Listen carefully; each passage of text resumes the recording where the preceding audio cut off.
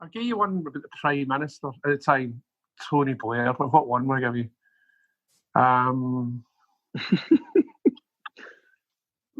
Right, so I was giving money to the Labour Party. This is about 98, 99, right? And basically, so Cherie Blair, who thought I was great, invited me and Paul Smith, right, to take her to London Fashion Week. And I think it was like September 1999, right? That's what it was, right? And I had given hundreds of thousands of pounds to the Labour Party, right? So anyway, I didn't give a fuck about going to the fucking Fashion Week with Cherie Blair. Couldn't give a fuck. But so I was never going to go.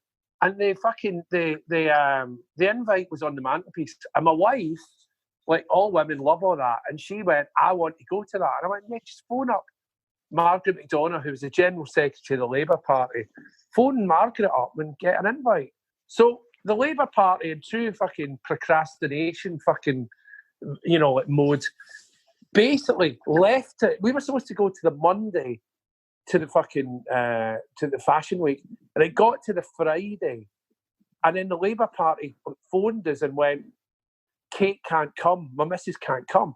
So of course I then went, well, fuck that shit, I ain't going to go. Do you know what I mean? Because I don't care. Anyway, I was never really going to go. I was only going because basically, Kate was going, I want to go to that. And I was like, okay, I'll go. But I never wanted to go. So anyway, she phoned up the Labour Party and basically threatened them and went, don't fucking ever ask for any more money off of him. She thought they were disrespecting us or her, whatever women expected it. She was like, going, no more fucking money to you cunts, basically, right? So basically, we got an invite to Chequers about the next month. Within a week, we'd have been invited to Chequers for Saturday night dinner with Tony and Cherie, right? So we drive on down in the fucking limo. I was driven around at this point, so by a fucking, I think it was Mark. He's a West Ham football hooligan that lived in Eltham, right? The fucking head case. But anyway, he drove me. I used to hire cars for this limo company, and I get driven down to the fucking Prime Minister. And at the fucking dinner, well, anyway, I'll tell you, I've got to run it through it because you'll like some of this, right? So anyway, about 7:25, I'm outside Chequers in a car, in a pub car park. And then it fucking goes to 7:31, and I'm coming out the car at Chequers. And Mark, the football hooligan, goes around to the fucking kitchen where the other fucking drivers are about to fucking arrive, right?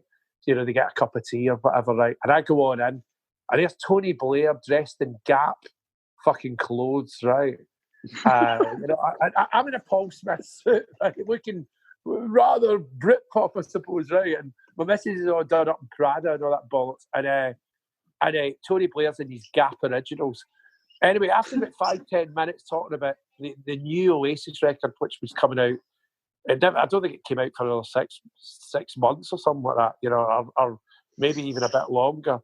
But we were talking. I think I was playing him "Go Let It Out" or something like that, or whatever. Anyway, and so at a certain point, we get to the fucking door, and suddenly all you hear is "Now then, now then, now then," and we turn round, and it's fucking Jimmy Savile in a tracksuit, right? And we're like, and you got to understand, Jimmy Savile in 1999 hadn't been famous for about 15 fucking years. So I was like, what the? I looked at Tony Blair and I went, it's just got fucking too weird, right? Because I'm standing talking to the Prime Minister and Jimmy Savile has walked in, right? And and then Jimmy Savile's fucking Jimmy Savile, and he's just at that point. He wasn't known as a fucking... Well, I didn't honestly know that he was known as a nonce or anything like that. I had no clue. And at the dinner table, he was fucking weird and wonderful and fucking sleazy with my missus. I never saw that. She tells me that. I believe her. And it was just fucking... It was just one of the most surreal fucking... He came with a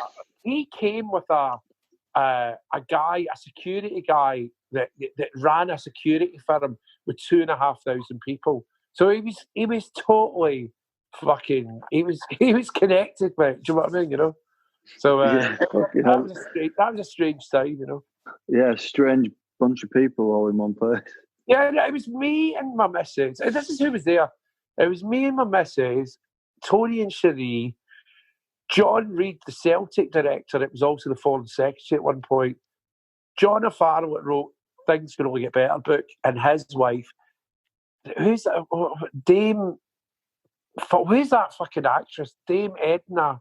You know, I can't remember people's names sometimes. Who's in the Bond movie? The old woman. Judi Dench. Judi Dench. Dame Judi Dench and her husband Michael something. Jimmy Savile and this security guy. And the guy that controls the nuclear button. Some general. Right, he was there as well. And Sounds like the start of a joke or something. Yeah, that's the most fucking surreal fucking group of people. Do you know what I mean? Just remember. Can I just say one thing, boy? Who the fuck is interested in this shit? Do you know what I mean? You'd be surprised, mate, I think. All right.